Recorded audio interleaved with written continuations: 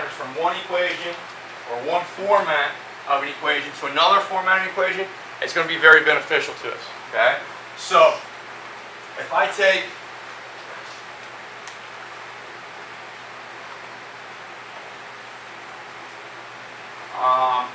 some polynomials, okay? Any quadratic equation that we've dealt with so far is a polynomial, okay? I'm going to talk about what polynomials are here briefly. Hopefully you've seen this, but it's kind of an ugly, it's the way we define a polynomial, but it's ugly because we don't want to use numbers. We see a couple numbers, but they're just identifiers. We don't want to use specific values because we want to be able to identify every single polynomial that could ever exist. So we say a polynomial, we usually call it p of x or whatever variable you want to use, is equal to a sub n, okay? Now right now the way I'm going to write this, I'm going to put that subscript of n, and right now a subscript, the way we've been interpreting them, is that it's just an identifier, right? It's just like a last name. It's like we had 12 Zachs in here, God forbid. We want to use his last name so everybody looks at the Zach that I want them to look at, right? So we're going to use some identifiers here, and the subscripts allow us to do that. Okay? This subscript of n, so that's my coefficient, is going to be paired with a variable x raised to the n. So we want our subscript of our coefficient and our exponent to be the same. So we know which one got paired up with whatever. So if that's like x to, so if I had like 4x to the 5th or something like that. Okay? I want to make sure that everybody knows that this coefficient of 4 was paired with the exponent of 5. Okay? And they don't have to be the same number. Okay? Generally, they're not the same number. But it's just telling me kind of the location of those things in the list that we create. Now, if you remember back to any other previous courses, if we had like some equation with multiple exponents, you always put those variable terms in what kind of order? I heard it. Somebody said descending, didn't they? Okay, descending order. Good, Haley. All right, so we're looking at descending order. Okay, so if this is x to the n, okay, where n might be 5, the next one would be 4, right? Well, how does 5 and 4, how do they relate? How do I get from 5 to 4? You do what? Subtract 1, right? So if I go from n, I'm going to subtract 1 from that, correct? So my variable is going to still be x, but my exponent is now going to be 1 less. Now the coefficient that I want to go with that, or put with that, is a sub n minus 1. Just so that I know that that is the coefficient that went with that exponent. Is that okay? Alright. Now to go to the next one, I do what? Subtract 1 more, correct? Okay? So we can do this easiest by subtracting 1 from here again, right? Okay? So go 1 more, it's going to be x as the exponent, or the variable again, n. Now n minus 1 would be minus 2. Okay?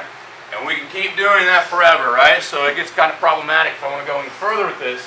So what we do is we put a plus sign, we put our ellipses, which tells us the pattern is going to continue. So it's going to go n minus 3, n minus 4, n minus 5, n minus 6, n minus 7.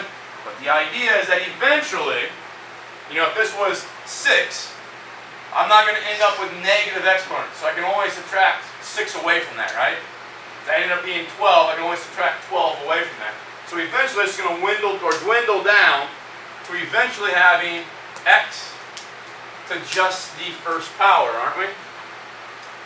And we usually write that as a sub 1. Okay? You think about it, if I had x to the 5th, then I'll have x to the 4th, x to the 3rd, x squared. Eventually I get to x to the 1st, right? No matter how big your exponent you start with, we eventually get an x to the 1st. And then we'll get x to the 0, right?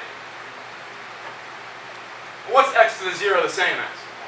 Just 1. So a lot of times, we just write it, you can write it this way, but it's kind of silly for us to use x to 0 because we know it is 1. So we just write a sub 0, and that kind of elicits the idea or the thought that people realize that that's just a constant, right? There is no variable part there. Okay? So that is a polynomial. Okay? Anything in that form. So some examples. Maybe I got 5x to the 4th plus 3x cubed minus 2x squared plus 7x minus 8. Okay? You notice that the exponents are in descending order. Okay? Got our constant here, or our term that is x to the 0, if we want to write it that way. And we also see that this 5 goes along with that exponent. Okay? This 3 goes to that term. This -2 goes to that term, and so forth. Okay?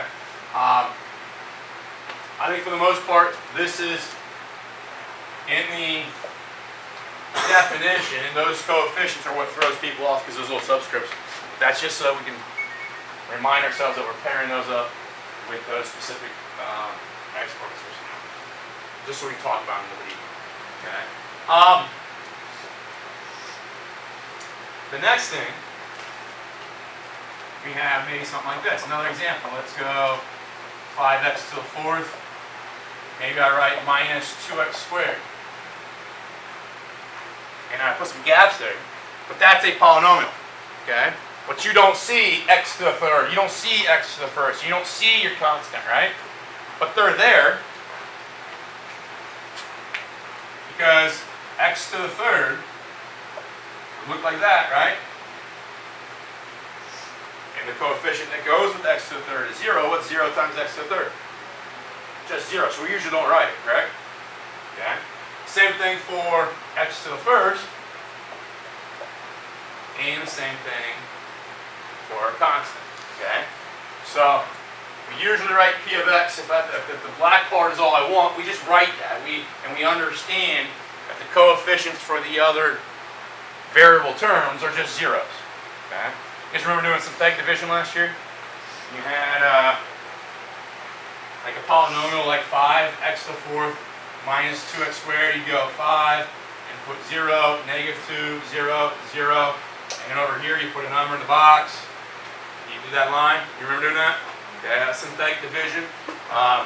We'll do some synthetic division again this year.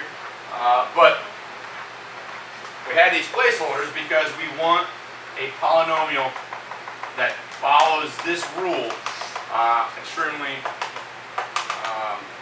close. Okay, I want to just make sure we follow along with that as close as we can.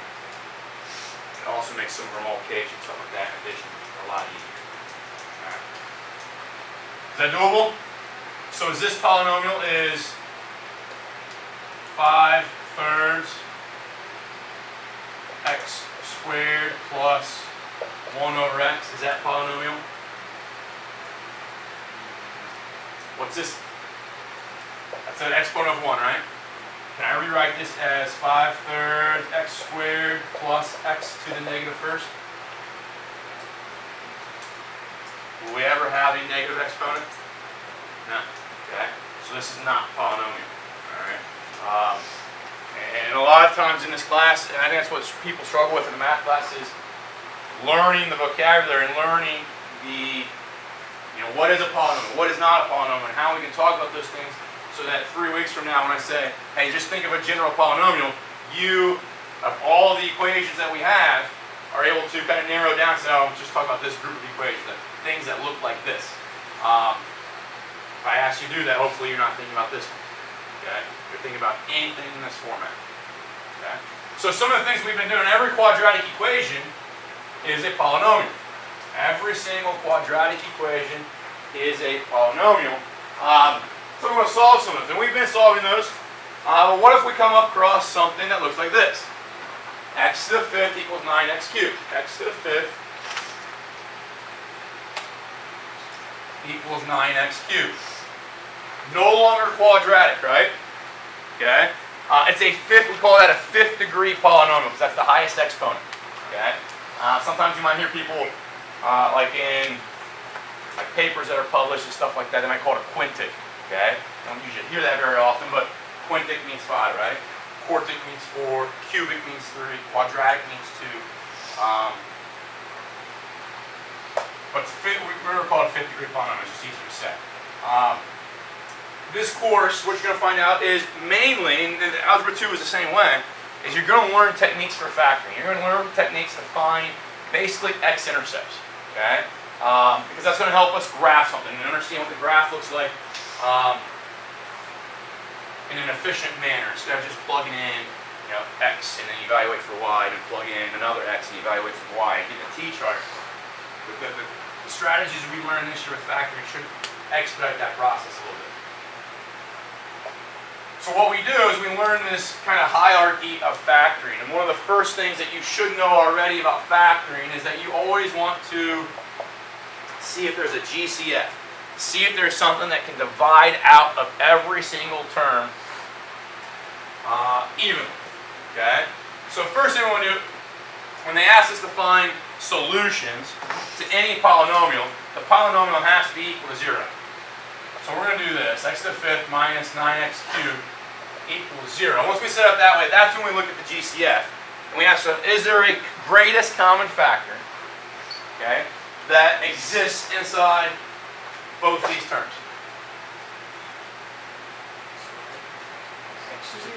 X to the 3rd power. So x cubed is going to be that greatest common factor. Now, we're going to bring that great, what we're going to do is we're going to divide, that's all factoring means, is divide out, right? Okay? For instance, if I tell you 12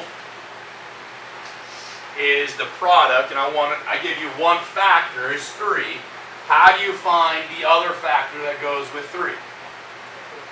12 divided by 3, right? Give you 4, okay?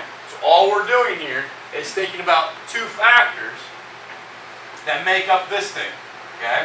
And if I told you we're going to divide out this factor, you should be able to come up with the other one, right? So the idea is that all we're doing is we're taking x cubed, we're divided by x cubed, we're going to take 9x cubed and divide it, it's x to the 5th, and we're going to divide it by x cubed. So what is that going to divide out to? X squared, so that's what's left over inside. And what's that going to divide out to? Minus 9 equal to 0. Okay? Now we have a what here?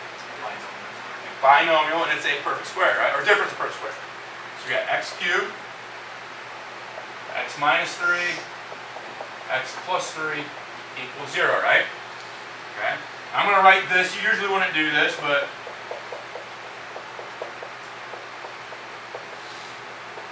that's really what that means, isn't it? Okay? You got 5 things there that you're multiplying together. And I know we should have had 5 things multiplied together because of that number right there. That ultimately, that largest exponent tells you how many factors you're going to end up with later. And that becomes part of it. You don't need to know that right now, but that becomes part of this course. A very important part of this course. But we have 5 things being multiplied together, and I get 0 when I do that. So what's that tell me about any one of these numbers?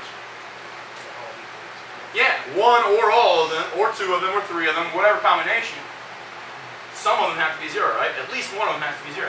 So we say x is equal to 0. X is equal to 0. X is equal to 0. That's kind of redundant, right? Okay. But over here we get x is equal to 3 and x is equal to negative 3. Those are the values of x that will give me 0 as a y value. Does that make sense? Okay. Now, if you remember from maybe previous courses, you guys remember hearing the phrase double root from a school's class? Okay. If I have something like x squared plus 4x plus 4 equals 0, that factors the x plus 2, right? And we had x equals negative 2 twice, right? That was a solution, but it was a double root that showed up twice. What do you think you call this? Triple root, okay? A lot of times, though, we refer to it as a multiplicity of 3, just showing that it shows up 3 times. Part of this course is going to be very important for us to recognize how many times does a particular solution show up. Okay? And we'll talk about that later on and why that's important. Okay? We want to eventually we want to graph this thing. All right? We want to graph x to the 5th minus 9x cubed. And understanding that multiplicity is going to help us do that. Okay? Math Excel is going to ask you for your solutions. You're typing 0, 3, and negative 3. You get a multiplicity, They only want you to type it in one time. All right, this type, I don't have time. This type here, x cubed plus 3x squared minus 4x minus 12. Okay? This is another type of polynomial, but if we look at that, there are no greatest common factors, right? All four of those terms do not share the same thing. So if you remember, when you have this is kind of maybe the one type of cubic equation that you guys are familiar with and know how to factor, maybe. Okay? Most cubics you probably don't know how to factor yet. Okay? But this one we can, because we can go ahead and group the first two and group the last two. Whenever you have four terms and they don't have a GCF, okay, the next step is to think, can I group them? You might have to do some arrangement, some commutative property stuff to move things around. In this case, we don't necessarily need to. But now I'm going to group them. The reason I want to group them is because now I can look at that and say, okay, what do they have in common? X squared. And that's going to leave me x plus 3, right? What do these two have in common? Negative 4. And it leaves me with x plus 3, right? Remember doing something like that? Because those are the same, sets the binomials in parentheses are the same, that becomes one of your factors. Okay? And if they were different, that tells you that this was not factorable by grouping. Okay? But x plus 3 is the same, so that becomes one factor. And then the stuff on the outside becomes your other factor. So then we got x plus 3, and then this goes to x plus 2, x minus 2 equals 0. And then again, x is equal to negative 3, 2, and negative 2 for our solution.